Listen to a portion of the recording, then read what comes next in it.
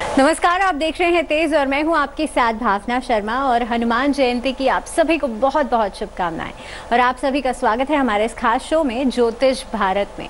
तो आज जैसे कि हनुमान जयंती का पर्व है, तो आज हम बात करेंगे हनुमान जन्मोत्सव की। क्या है महत्व, क्या है खास उपाय, साथ ही में किस तरह से आज आप हनुमान जी की कृपा से माला माल बन सकते हैं, ये भी जानेंगे। और इसी के साथ मेरे साथ स्टूडियो में दो खास मेहमान मौजूद हैं इस पर चर्चा करने के लिए। शैलेंद्र पांडे जी हैं। शैलेंद्र जी, स्वागत है आपका कार्यक्रम में। साथ ही में सचिन शिरोमणि जी भी जुड़े रहेंगे। सचिन जी, आपका भी स्वागत है। तो सबसे पहले शैलेंद्र जी से जान लेते हैं कि आज का दिन पंडित जी बहुत खास है, हनुमान जी का जन्मोत्सव है आज। तो सबसे पहले शास्त्रों के अनुसार अगर बात करी जाए तो हनुमान जी के जन्मोत्सव का महत्व क्या है, किस तरह से इनका प्राकट्य हुआ, किस तरह से वो जो कथा है क्या मिलती है? देखिए, अगर हम हनुमान जी के जन्मोत्सव की बात करें, जिसकी परंपरा है कि उसे मनाया जाता है, हनुमान जी के जन्मोत्सव का पर्व पूरे देश में धूमधाम के साथ मनाते हैं जी। लेकिन दो तरह की मान्यताएं इस बारे में पाई जाती हैं। एक मान्यता कहती है कि हनुमान जी का प्राकट्य हुआ था, हनुमान जी का जन्म हुआ था चैत्र शुक्ल पक्ष की प्रतिपदा तिथि को या पूर्णिमा तिथि को। और एक मान्यता कहती है कि हनुमान जी का जन्म हुआ था छोटी दीपावली पर। तो दोनों समय लोग हनुमान जी के जन्मोत्सव को मनाते हैं जी। हनुमान जी के जन्मोत्सव पर हनुमान जी की विशेष पूजा उपासना करने का प्रावधान पाया जाता है और हनुमान जी की विशेष पूजा उपासना की जाती है।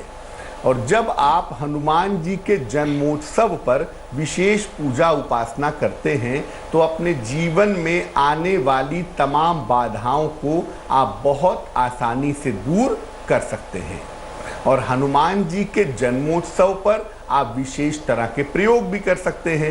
ये प्रयोग कौन से हैं इस पर हम आगे चर्चा करेंगे, लेकिन ये जाने रहिए कि हनुमान जी के जन्मोत्सव पर आप विशेष तरह के प्रयोग करके अपने ग्रहों को शांत कर सकते हैं।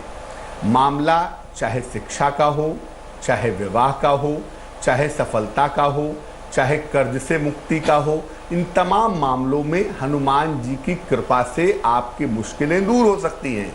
तो जीवन में कितनी भी कठिनाई हो, कितनी भी मुश्किल हो, अगर हनुमान जी के जन्मोत्सव पर आप पूजा उपासना करते हैं तो निश्चित रूप से आपको लाभ की प्राप्ति हो पाएगी। बिल्कुल। और पंडित जी, एक बात आपने बिल्कुल सही कही कि चाहे मामला कोर्ट कचहरी का हो, कर्ज से मुक्ति का हो, इन कुछ खास चीज़ों में हनुमान जी की जो उपासना होती है वो बेहद लाभकारी मानी जाती है। तो चलिए, हनुमान जी को प्रसन्न कैसे किया जाए, क्योंकि आज तो हनुमान जयंती है, हनुमान जी का ही दिन है, इसीलिए खास पूजा की विधि भी होगी, खास बारे में भी जानेंगे। तो सचिन जी, आज आप बता दीजिए कि पूजन विधि क्या होनी चाहिए, किस तरह से प्रसन्न किया जाना चाहिए आज हनुमान जी को? देखिए, हनुमान जयंती की पावन पर्व की सभी बंधुओं को बहुत बहुत शुभकामना। लेकिन हनुमान जी की जब आप पूजा की बात करते हैं या जब हनुमान जी की विशेष तौर पर आप कृपा पाना चाहते हैं तो हनुमान जी की जो पूजा है वो अभिजीत मुहूर्त में की जाती है। ये जो मुहूर्त होता है लगभग 12 बजे के करीब आता है। उत्तर पूर्व दिशा में यानी कि घर के ईशान कोण में चौकी पर लाल कपड़ा आप बिछाएं। कपड़ा 1.25 मीटर हो और रेशमी हो तो और ज्यादा उत्तम रहेगा।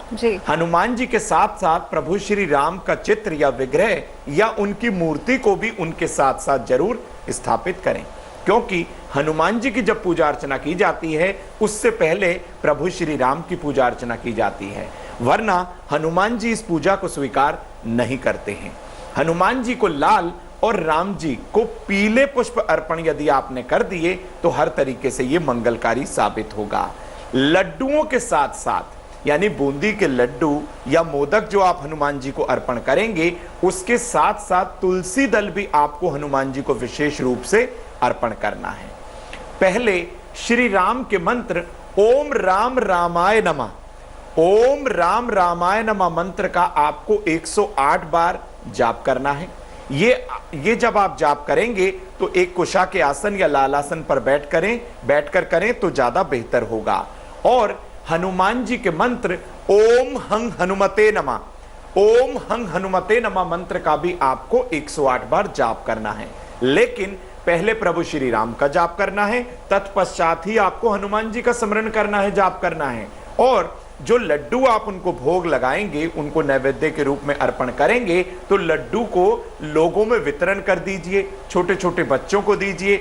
इससे हनुमान जी की विशेष कृपा आप पर होगी और आपका विधिवत पूजन जो आपने किया है वो हर तरीके से सफल होगा। जैसा कि हम चर्चा कर रहे थे लगातार, और भावना जी ने कहा कि अगर मामला कर्ज का हो, मामला मुकदमे का हो, तो हनुमान जी की पूजा ही एकमात्र ऑप्शन होता है, एकमात्र रास्ता होता है। बिल्कुल। लेकिन आपको बता दूं कि हनुमान जी के जन्मोत्सव पर कर्ज और मुकदमे के अलावा अन्य प्रयोग भी आप कर सकते हैं। जैसे अगर आपको स्वास्थ्य की समस्या है तो क्या उपाय करना चाहिए। भावना जी से जानते हैं कि मान लिया आप बहुत दिन से बीमार हैं, आपकी सेहत ठीक नहीं हो पा रही है या आपके खराब स्वास्थ्य की दशा चल रही है, तो हनुमान जी के जन्मोत्सव पर ऐसा क्या करें जिससे सेहत की मुश्किलें दूर हो जाएं। बिल्कुल सही कहा पंडित जी आपने, क्योंकि हनुमान जयंती का पर्व है तो हर तरह की मुश्किल बाधाओं से मुक्ति दिलाने के लिए आज हनुमान जी की उपासना बेहद लाभकारी रहेगी। तो चलिए अब बात करते हैं कि अगर स्वास्थ्य की कोई समस्या हो तो आपको आज के दिन में क्या खास उपाय करना है। तो आपको लाल रंग के वस्त्र धारण करने हैं, उसके बाद हनुमान जी को सिंदूर, लाल फूल और मिठाई अर्पित करनी है। इसके बाद हनुमान जी के समक्ष हनुमान बाहुक का पाठ कीजिए। स्वास्थ्य की बेहतरी की प्रार्थना आज के दिन में जरूर कीजिए, आपके जीवन की स्वास्थ्य संबंधी मुश्किलें जो हैं वो जरूर खत्म होंगी। चलिए इसी के साथ जैसे कि हम लगातार बात कर रहे थे कि चाहे स्वास्थ्य संबंधी मुश्किल हो, चाहे आर्थिक समस्या हो, हर तरह की मुश्किल आज दूर होगी और हर तरह के उपाय भी आज आपको ज्योतिष भारत के माध्यम से बताए जाएंगे। तो शैलेंद्र जी, अगर आर्थिक लाभ चाहते हैं या फिर कर्ज से मुक्ति पाना चाहते हैं दर्शक, तो क्या खास उपाय आज के दिन में किए जा सकते हैं। हनुमान जी के जन्मोत्सव पर वैसे तो हम सारे उपाय कर सकते हैं, लेकिन नॉर्मल लाइफ में, नॉर्मल रूटीन में भी ये बात याद रखिए कि जब बात कर्ज से मुक्ति की आती है तो हनुमान जी की पूजा उसके लिए अमोघ होती है। बिल्कुल। अब हनुमान जी के जन्मोत्सव पर क्या करेंगे। हनुमान जी के चित्र के सामने, हनुमान जी की मूर्ति के सामने चमेली के तेल का दीपक जलाएं, एक बाती उसकी प्रज्वलित की जाएगी और इसके बाद हनुमान जी को गुड़ का भोग लगाएं और इसके बाद वहीं पर बैठ करके आराम से 11 बार back to back Hanuman Chalisa का पाठ करें। पाठ करने के बाद हनुमान जी से प्रार्थना करें कि आपकी आर्थिक मुश्किलें दूर हो जाएं, जो कर्ज की समस्या है उससे छुटकारा मिल जाए।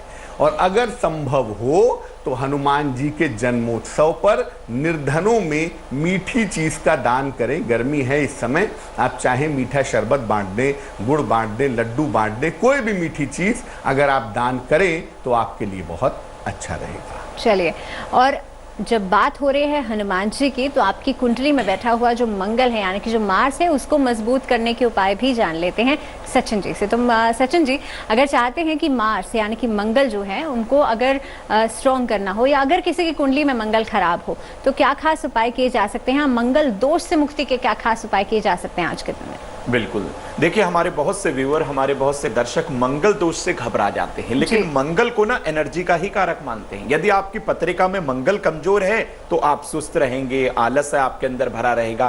तो इसलिए आपको एनर्जेटिक रहना है, बिल्कुल चुस्त दुरुस्त रहना है आपको।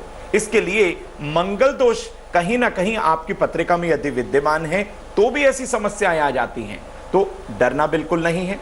प्रभु श्री हनुमान जी का ध्यान करना है, हनुमान जी का संपूर्ण श्रृंगार करवाएं, उन्हें चोला अर्पण करें, उन्हें लंगोट अर्पण करें, जनेऊ, चांदी का वर्क, लड्डू, इस तरीके से बहुत सारी सामग्री जो है हनुमान जी को अर्पण की जाती है। लेकिन विशेष तौर पर आजकल इस तरीके की जानकारी आ गई है कि चांदी के वर्क के अंदर कुछ ऐसी तरीके की सामग्रियां प्रयोग की जाती हैं कि उसको आपको प्रयोग में नहीं लाना है। यदि आप बिल्कुल शुद्ध चांदी उन्हें अर्पण करेंगे तो यह बहुत अच्छा होगा। यानी चांदी के वर्क के बजाय आप उन्हें कोई चांदी का छल्ला या कोई चांदी का चौकोर पत्र अर्पण कर सकते हैं। तो हनुमान जी को इस तरीके से चांदी का वर्क अर्पण नहीं किया जाता है। यदि आप हनुमान जी को चांदी का वर्क अर्पण ही करना चाहते हैं तो इसके बजाय आप एक चांदी का पत्रा या चांदी का एक गोल छल्ला अर्पण कर सकते हैं। हनुमान जी को रेशम का एक लाल धागा भी आप अर्पित करेंगे तो यह आपके लिए बहुत अच्छा होगा।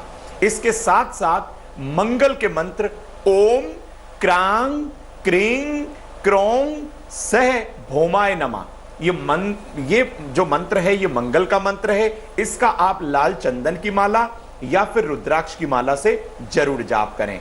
जब आप ये जाप करेंगे तो हनुमान जी को अर्पण किया हुआ जो लाल धागा है, उसके बाद आप इस लाल धागे को अपने गले में धारण कर लें।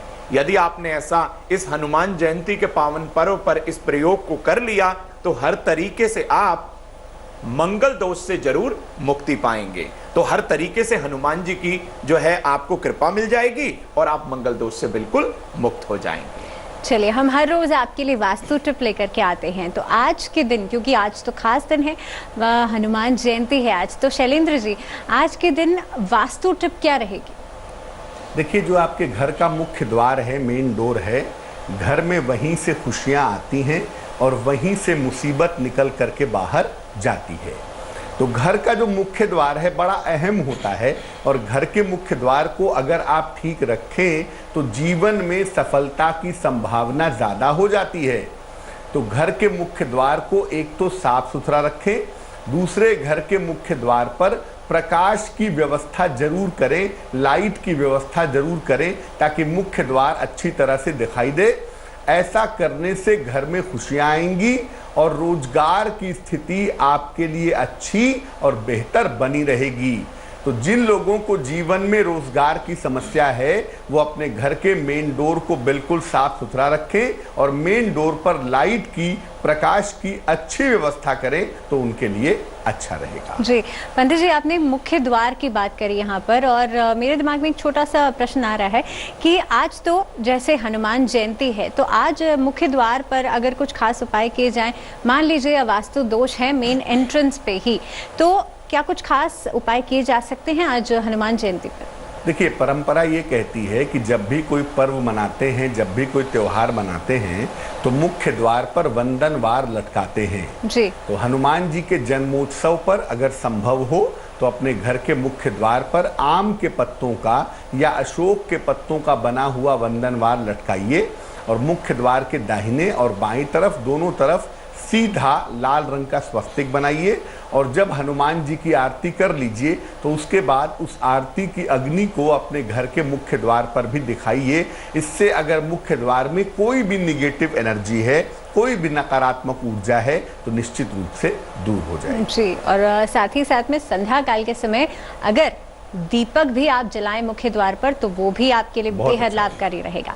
इसी के साथ हम हर रोज आपके लिए लेकर आते हैं मालाबाल बनने के खास उपाय, यानी कि किस तरह से धन की वर्षा हो सकती है। तो सचिन जी, आज क्या खास उपाय किया जाना चाहिए जिससे कि धन बरसे?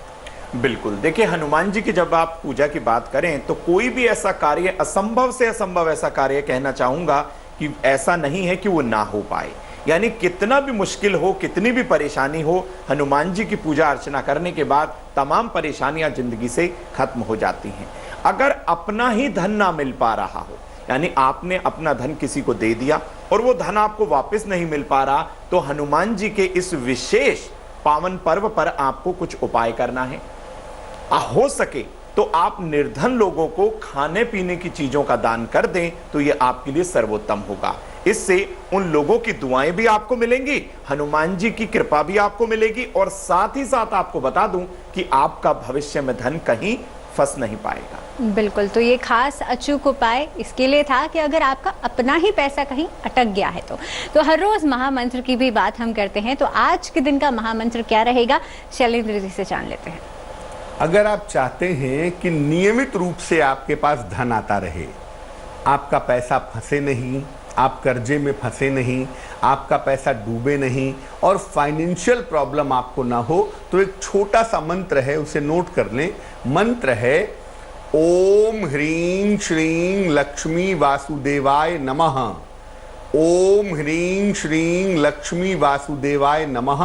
इस मंत्र का 108 बार रोज संध्या काल में माँ लक्ष्मी के सामने बैठ करके जप करना चाहिए।